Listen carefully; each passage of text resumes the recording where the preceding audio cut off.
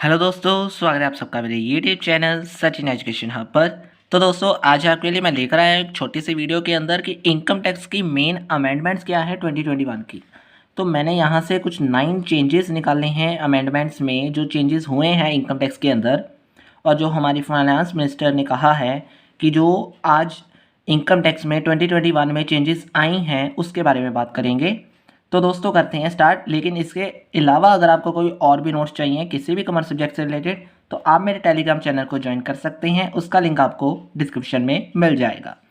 अब दोस्तों, सबसे पहले जो आया नंबर 1 अनाउंस किया उन्होंने, वो था no income tax filing required for the senior citizen above 75 की एज से ज़्यादा वाले सीनियर सिटीजन को कोई भी टैक्स फाइलिंग रिक्वायर्ड नहीं है फिल करने की, यानी उन्हें टैक्स फाइलिंग नहीं करने की ज़रूरत। यानी इन्होंने कहा कि जितने भी सीनियर सिटीजन 75 से अबव हैं, who only pension and interest as a source of income, जिनका सिर्फ पेंशन और interest as a source of income है, उनको कहा गया है कि वो फाइलिंग अगर नहीं भी करेंगे आईटीआर, तो ऑटोमेटिकली उनका जो टैक्स है वो एग्जेम्प्ट, यानी उनको एग्जेम्प्ट किया जाता है। लेकिन इसका मतलब ये नहीं माना जाएगा कि वो टैक्स देने से एग्जेम्प्टेड है। ये ध्यान से समझ लेना, टैक्स देने से वो एग्जेम्प्टेड नहीं है, लेकिन आईटीआर भरने से वो एग्जेम्प्टेड हैं। टैक्स उनका लगेगा। They will exempt from filing ITR only in case where the income interest income is earned in same bank where the pension is deposit.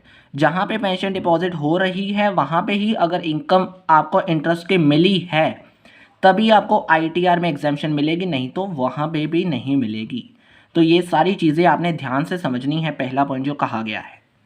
उसके बाद प्री फिल्ड आईटीआर फॉर्म्स, पहले ही fill कर दिए गए हैं आईटीआर फॉर्म्स, यानी जो changes आई हैं 2021 के अंदर, उन्होंने कहा है कि जो इनकम टैक्स रिटर्न है उसका जो फॉर्म है वो प्री फिल्ड कर दिया गया है कुछ चीज़ों के लिए। तो वो कुछ चीज़ें कौन सी हैं? डिविडेंड हो गया, इंटरेस्ट हो गया, कैपिटल गेन हो गया। उनकी जो इंडिविजुअल टैक्स पेयर्स हैं उनको ईजी करने के लिए इनके ऊपर पहले ही फॉर्म को फिल कर दिया गया है। इसके अलावा कोई डिटेल अगर कैपिटल गेन की है जो कि लिस्टेड सिक्योरिटी से है, डिविडेंड इनकम हो गई, इंटरेस्ट फ्रॉम बैंक हो गया, पोस्ट ऑफिस हो गया, ये सारी चीज़ें क्या हैं, प्री फिल्ड कर दी गई हैं। इसके अलावा अब तीसरा पॉइंट कहते हैं EPF, that is employ provident fund है जो, उसका कंट्रीब्यूशन के बारे में भी उन्होंने कुछ कहा है। Interest on employ share of contribution to employs provident fund on और after 1 April 2021 will be taxable at the stage of withdrawal if it exceed 2.5 lakh in any year।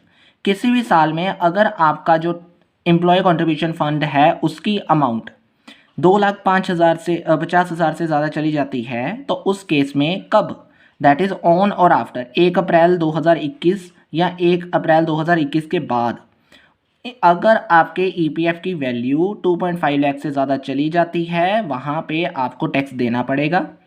और यहाँ पे ये चीज़ इसलिए की गई है, एज अ एडिशनल टैक्स लगाया गया है, ताकि जो हाई नेट वर्थ इंडिविजुअल्स हैं जो हायर कंट्रीब्यूशन कर रहे हैं, ऑटोमेटिकली वो कहीं ना कहीं वॉलंटरी प्रोविडेंट फंड को कम कर रहे हैं। तो उस चीज़ को बैलेंस करने के लिए उन्होंने ये चीज़ करी है। आगे आता है REIT और INVIT, दैट इज जिनका मतलब ये लिखा हुआ है रियल एस्टेट इन्वेस्टमेंट ट्रस्ट और इंफ्रास्ट्रक्चर इन्वेस्टमेंट ट्रस्ट, जो कि उन्होंने कहा the government has propose to make dividend payment to real estate और infrastructure investment trust exempted from TDS। उनको TDS से एग्जेम्प्ट कर दिया गया है। पहले उन्होंने ये कहा the government has propose that, government ने क्या कहा कि advance tax liability on dividend income shall arise only after the declaration or payment as the amount of dividend cannot be estimated correctly।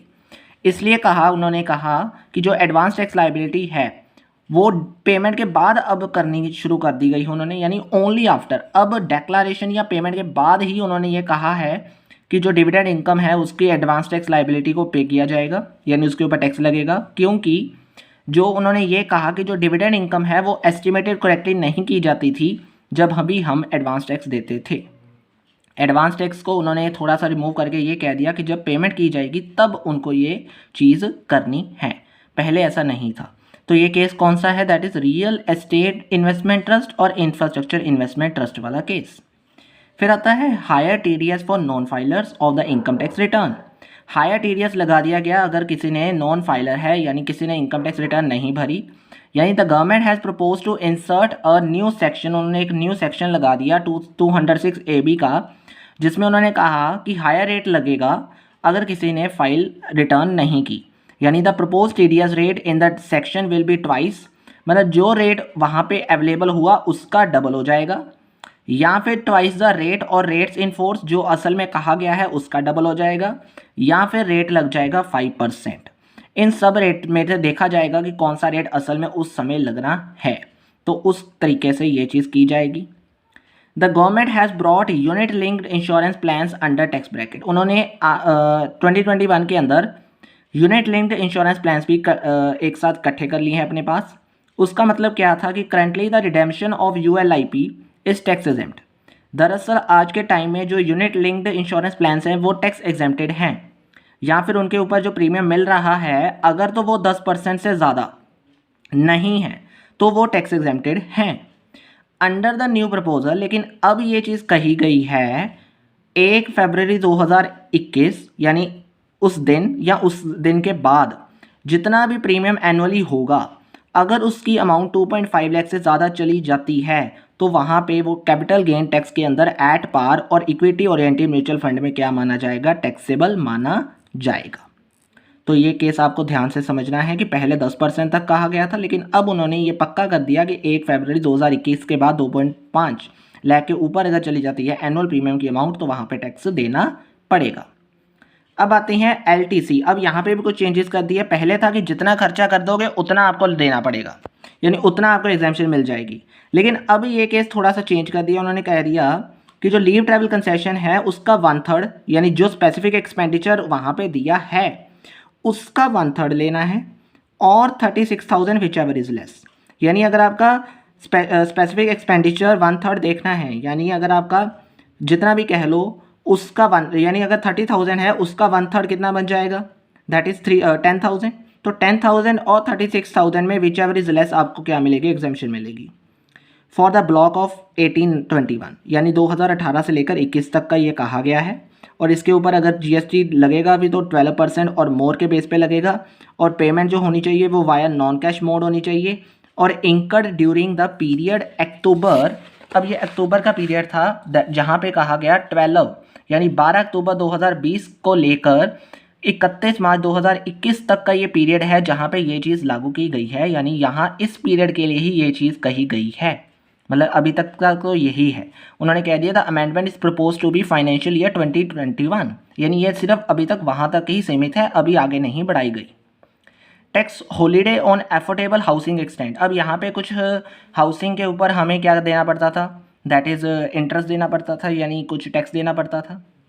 The government has extended, government ने इसे extend कर दिया 1.5 लाख जो interest हमें देना पड़ता था, यानी tax deduction of 1.5 lakh on interest paid on housing loan for the purchase of affordable homes by 1 और मोर ईयर टू 31 मार्च 2022, यानी उन्होंने 1 साल और बढ़ा दिया। यानी इसका अगर आपने क्लैरिटी करनी है तो ये लिखा है कि पहले जो एडिशनल टैक्स यानी additional deduction 1.5 lakh over and above 2 lakh तक मिल जाती थी 2019 के अंदर। अब उन्होंने कहा जो कि जिसकी अमाउंट कितनी होती थी पहले 45 लाख, अब उसको यानी ये तो लिमिट थी ना, ये थी 2021 तक यानी 2020 तक, अब उसको बढ़ाकर 1 साल और कर दिया। यानी अगर अब आपका 2021 से 22 चल रहा है तो 2022 की मार्च 31 तक ये जो अमेंडमेंट पहले की गई थी ये आगे बढ़ा दी गई है। यानी जो पहला टैक्स लगता था वैसे ही अब लगता है, इसमें कोई इतना नहीं है। यानी जो आपको टैक्स डिडक्शन 1.50 लाख की मिलती थी, यानी आपको मैं एक सीधी सी बात कहूँ 1,50,000 की मिलती थी, वो अब आपको 1 साल और मिलेगी, ये कहा गया है। Time limit for filing detailed ITR reduced. जो टाइम लिमिट थी ITR को फाइल करने की, जो डिले ITR थी उसको कह दिया उन्होंने the late date of file revised. उन्होंने कहा रिवाइज इनकम टैक्स रिटर्न या फिर belated return on a voluntary basis उन्होंने लास्ट डेट फाइल करने के लिए कह दिया है, और वो क्या है, that is December 31 after the close of financial year instead of 31 मार्च 2022। यानी 2022 यानी 2022 को छोड़कर उससे पहले यानी 21 यानी 2021 के दिसंबर को देखा गया है, और ये जो डेट है ये लास्ट डेट है आपके बिलेटेड ITR को ख़त्म करने की। यानी अगर आपने अभी तक ITR फाइल नहीं किया है तो आपकी लास्ट डेट अभी तक 31 दिसंबर है, 31 मार्च नहीं, ये कहा गया है। नोट्स वहाँ पे टेलीग्राम चैनल पे भी मिल जाएंगे। तो दोस्तों आज के लिए वीडियो में इतना ही है। वीडियो अच्छी लगी है तो समझ आ गई है तो लाइक शेयर एंड सब्सक्राइब कर देना। कहीं पे प्रॉब्लम है तो नीचे दिए कमेंट बॉक्स में कमेंट भी कर सकते हो। आज के लिए इतना ही है। Thank you very much.